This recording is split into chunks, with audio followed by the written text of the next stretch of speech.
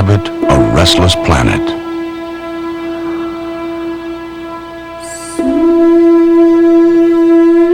Its surface is a complex record of continual change,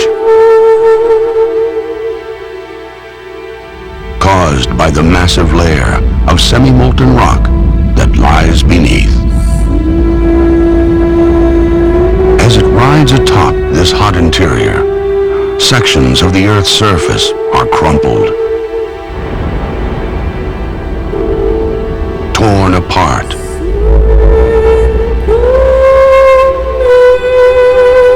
and patched together again. Over countless millennia, this restless activity has forced mountains skyward, ripped huge faults hundreds of miles in length, and formed whole continents that in turn have been further carved and etched by water. This process of change has shaped and reshaped the landscape, sometimes taking eons, sometimes only moments. Vancouver! Vancouver! This is it!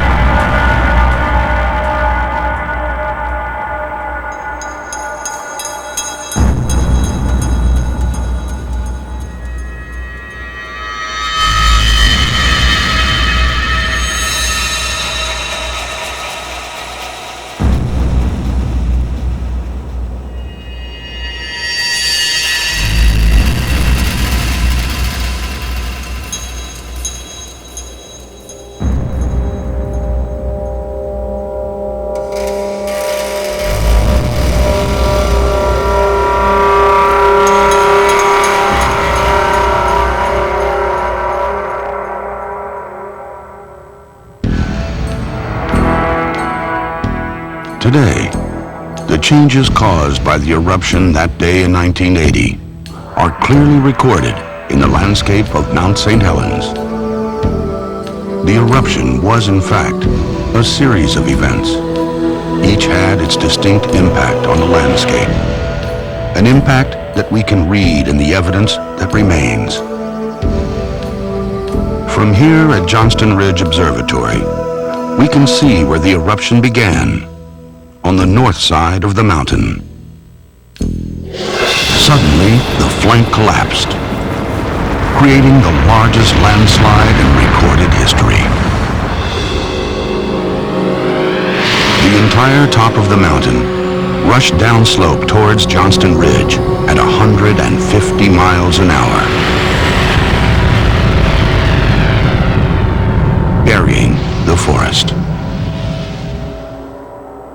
As the landslide split the mountain open, it unleashed the tremendous pressure that had been building within. The blast was a great sideways explosion of rock fragments, ash, and hot gas, and it roared across the landscape at speeds greater than 300 miles an hour. The blast raced ahead of the landslide in the valley below the mountain. Hit the surrounding old-growth forest with its super-hot stone-filled wind,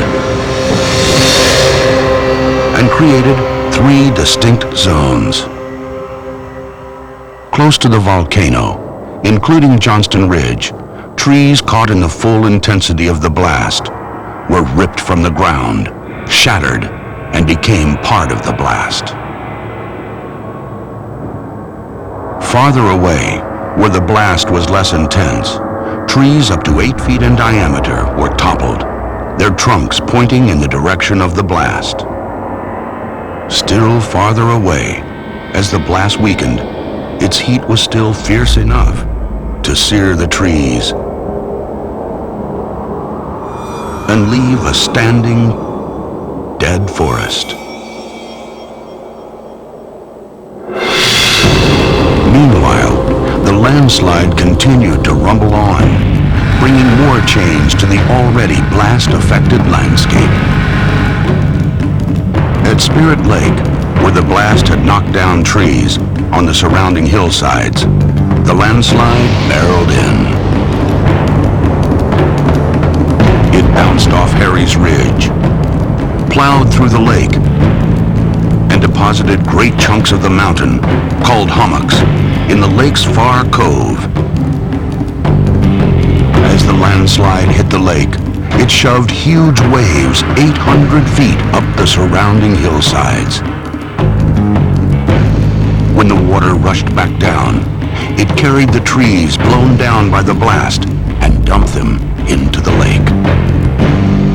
On the other side of Harry's Ridge, the landslide stripped off the vegetation, exposing bare rock. Nearby, at Johnston Ridge, the landslide surged up and over, spilling hummocks across the crest. But the bulk of the landslide was diverted westward by Johnston Ridge and slid into the North Fork Toutle River Valley. The river was completely buried under a layer of rock and debris 600 feet deep in places. Hummocks were strewn through the river valley. The landslide dammed tributary streams that later would form whole new lakes. And low-lying areas of this new landscape filled with water to form ponds and wetlands.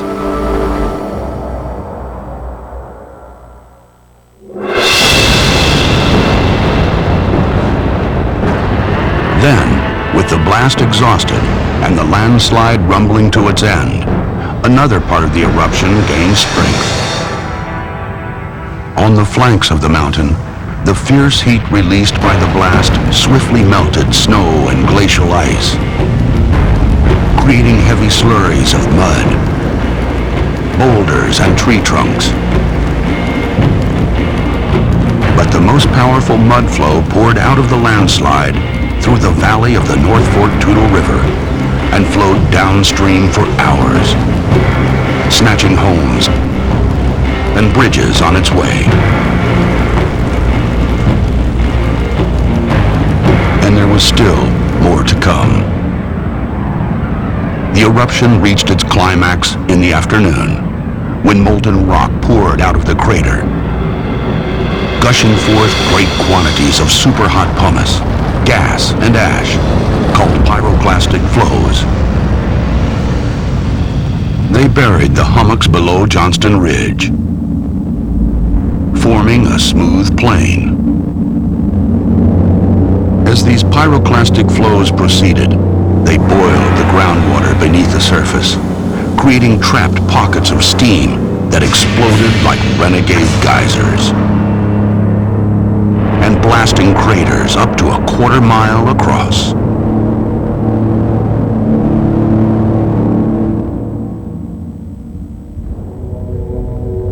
Throughout the day, the mountain pumped hundreds of millions of tons of ash into the atmosphere, creating a column above the crater that roiled 12 miles high. Winds carried the ash eastward, turning day into night, blanketing the landscape, and eventually encircling the planet.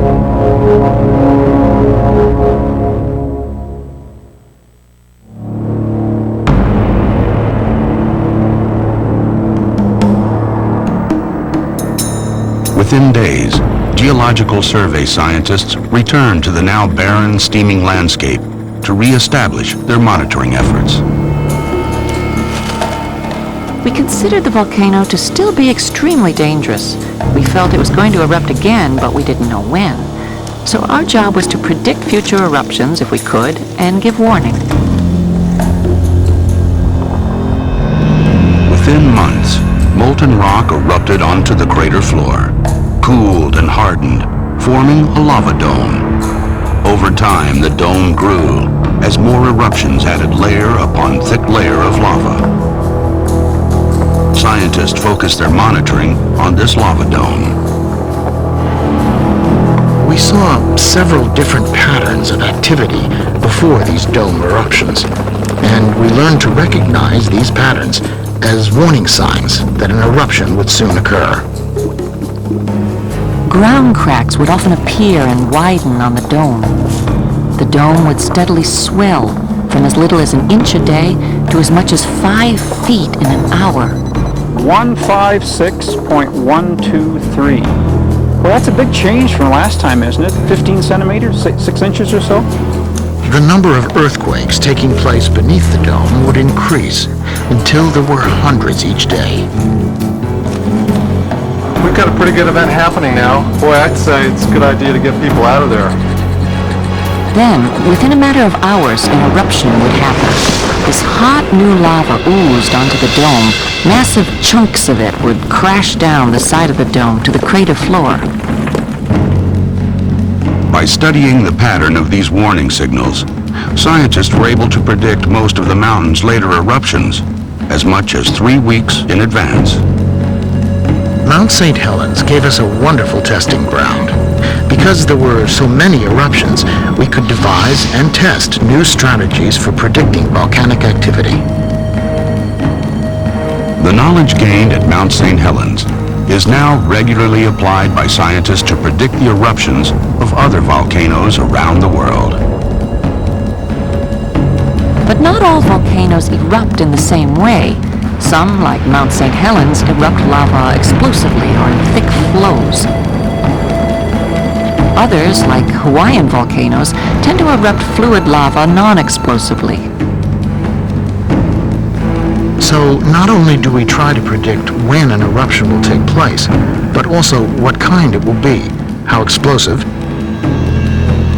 and therefore how dangerous.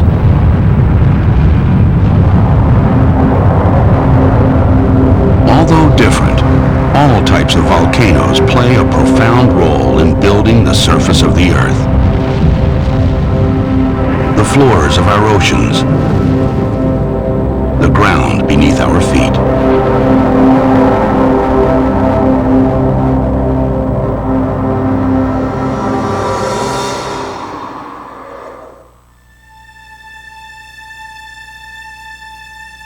For all the dramatic change that the Mount St. Helens eruption brought to the landscape,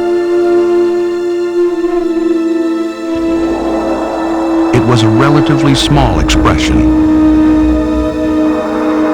of the Earth's dynamic nature. Just one event in the life of one of our world's several thousand volcanoes, over 50 of which are active during any given year.